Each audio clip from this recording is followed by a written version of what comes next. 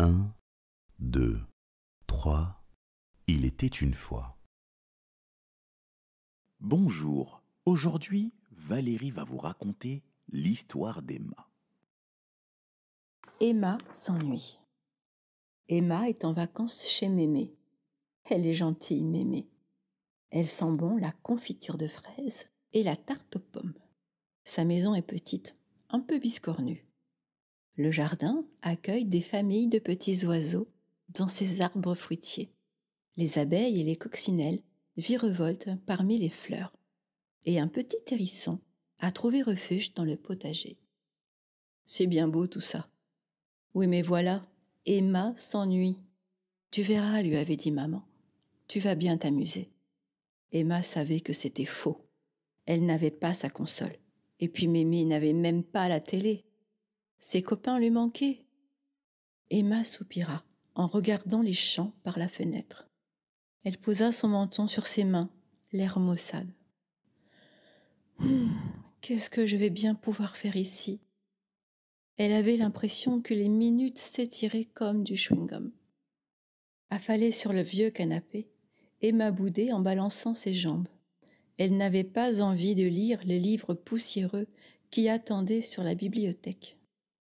Soudain, une délicieuse odeur sucrée vint lui chatouiller les narines.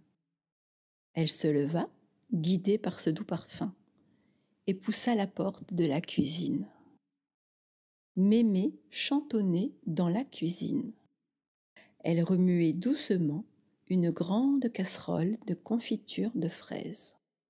Le parfum doux et sucré emplissait la maison tout entière. Chocolatine, son chat roux, ronronnait bruyamment tout en se frottant contre ses jambes.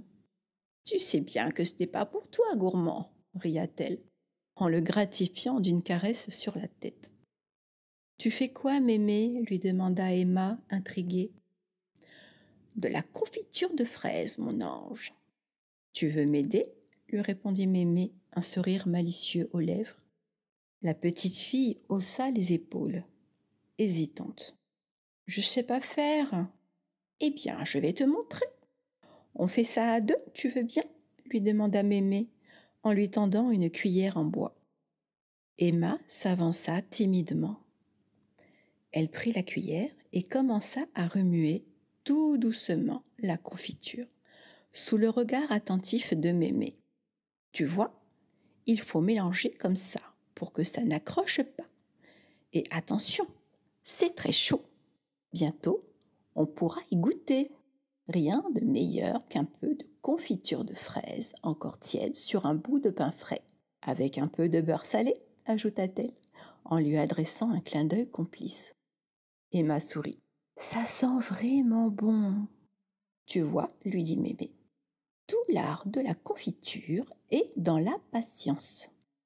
Il faut savoir prendre le temps, mais la récompense est toujours délicieuse. » Sur ces mots, elle lui tendit un morceau de pain frais et beurré, sur lequel elle posa un petit tas de confiture encore tiède.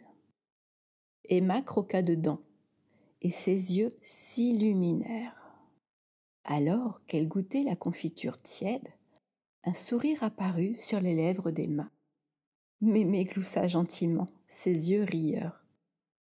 En essuyant délicatement un peu de confiture tombé sur le menton d'Emma, elle lui dit « Tu sais, quand elle était petite, ta maman adorait manger la confiture qui restait sur la cuillère en bois après qu'on avait fait la confiture. » En entendant cela, Emma sentit une chaleur douce envahir son cœur. Elle sourit. Peut-être que ses vacances n'allaient pas être si ennuyeuses après tout. J'espère que cette histoire t'a plu. Et merci à Valérie pour cette belle histoire. Bonsoir. Ce fut la fin de notre histoire. J'espère que cela vous a plu.